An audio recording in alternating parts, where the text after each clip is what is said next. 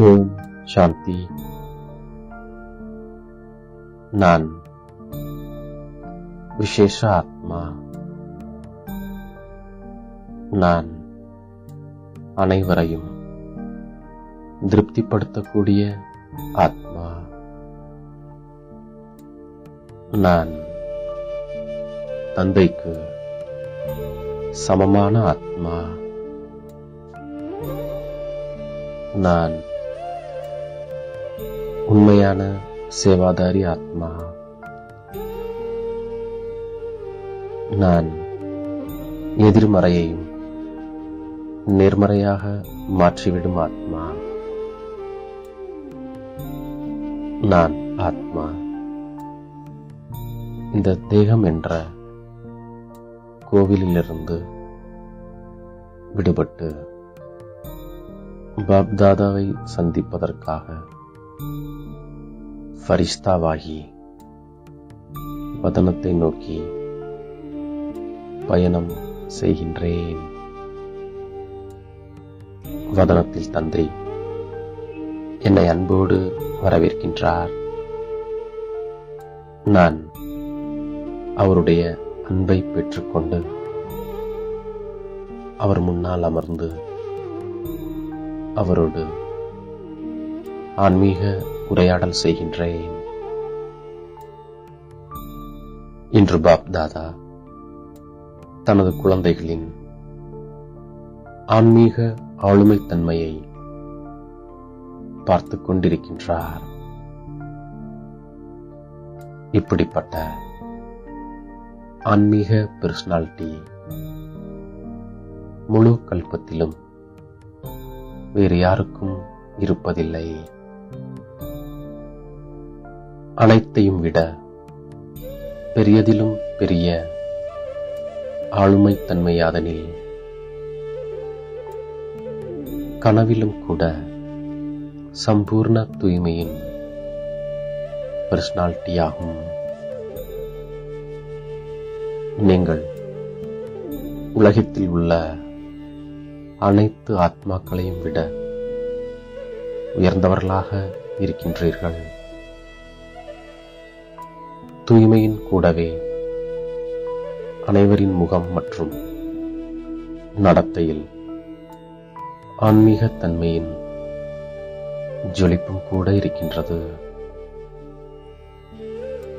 யார் பொக்கிஷங்களில் நிறைந்தவர்களாக இருக்கின்றார்களோ அவர்களுக்கும் கூட பர்சனாலிட்டி இருக்கின்றது.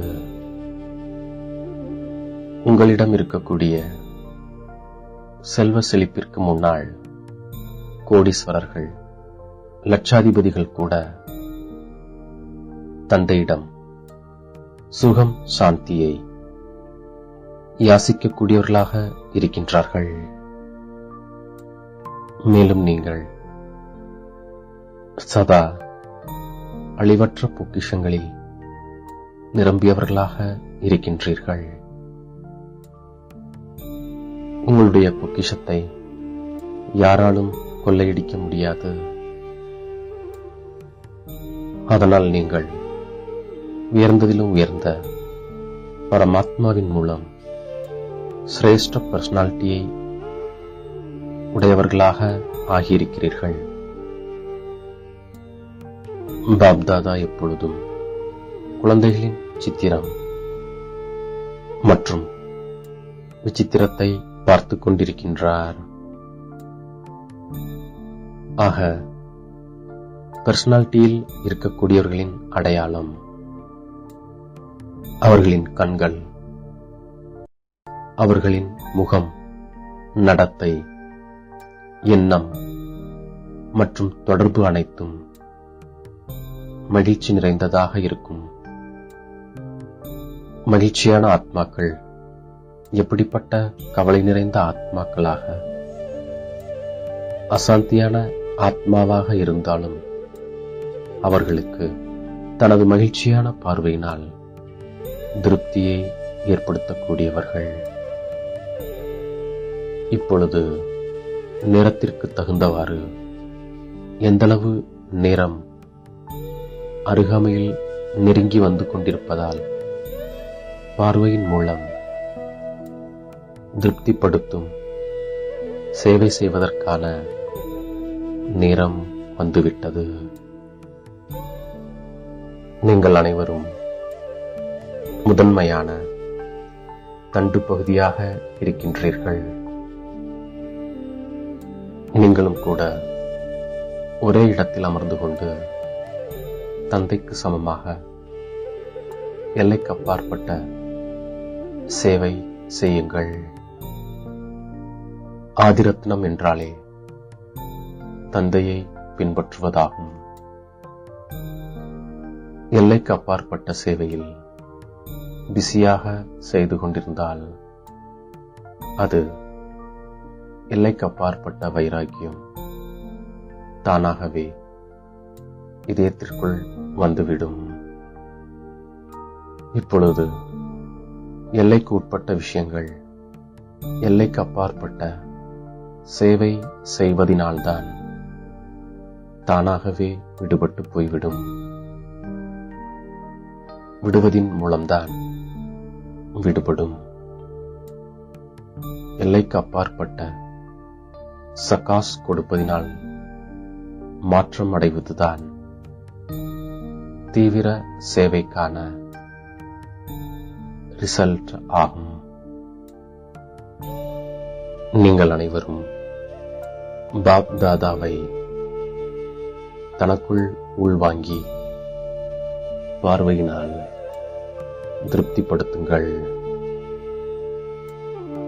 ஆக இப்பொழுது எல்லைக்கு அப்பாற்பட்ட சேவாதாரி ஆகுங்கள். நேரத்தை எல்லைக்கு அப்பாற்பட்ட சேவையில் ஈடுபடுத்துவதனால் பிரச்சனை எளிதாகவே ஓடிவிடும். உங்கள் அனைவரிடத்திலும் சக்தி இருக்கின்றது. எனவே சக்திக்கான உதவியை கொடுங்கள். குணத்தின் உதவியை கொடுங்கள். எனவே வள்ளலாக இருங்கள். நீங்கள் குணம் மற்றும் சக்தியின் உதவியை கொடுப்பதின் மூலம் உங்களுக்கு ஆசீர்வாதம் கிடைக்கின்றது. ஆக இந்த ஆசீர்வாதம் லிப்டை விட வேகமான ராக்கெட் போன்றதாகும்.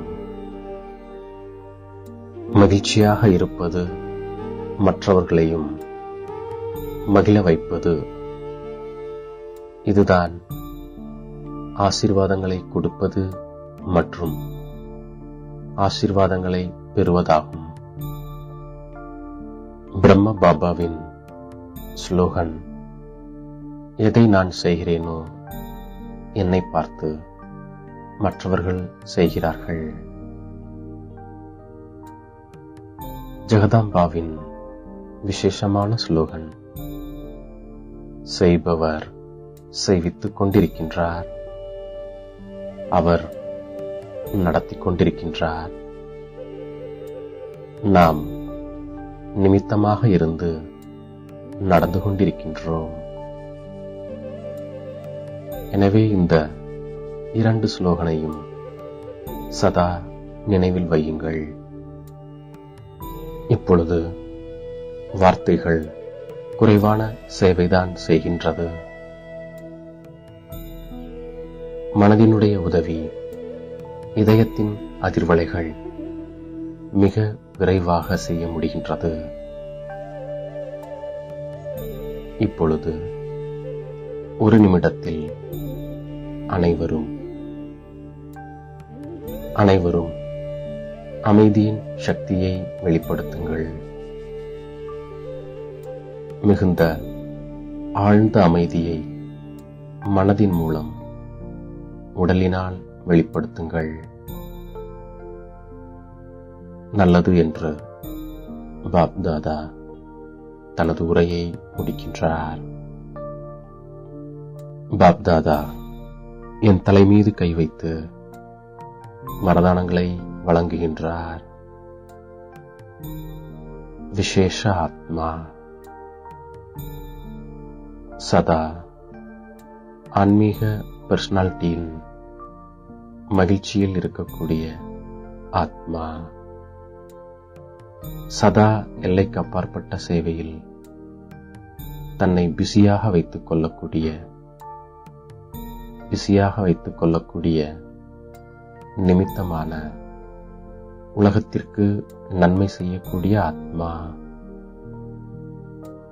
சதா பிரம்மா பாபா மற்றும் ஜெகதாம்பாவின் ஸ்லோகனை நடைமுறையில் கொண்டு வரக்கூடிய உயர்ந்ததிலும் உயர்ந்த பார்வையினால் அனைவரையும் திருப்திப்படுத்தக்கூடிய சேவையில் எப்பொழுதும் இருக்கக்கூடிய தந்தைக்கு சமமான ஆத்மா, சுயநலத்திலிருந்து விடுபட்டவராகவும் தொடர்பில் அன்பானவராகி சேவை செய்யக்கூடிய உண்மையான சேவாதாரி ஆத்மா, நல்ல மற்றும் உயர்ந்த அதிர்வலைகள் மூலம் எதிர்மறையான காட்சியையும் நேர்மறையாக மாற்றிவிடும் ஆத்மா, தந்தை கொடுத்த அனைத்து வரதானங்களையும் என்னுள் நிரப்பிக்கொண்டு அவரிடமிருந்து விடைபெற்று மீண்டும் இந்த சரீரத்தில் அவதரிக்கின்றேன். ஓம் சாந்தி.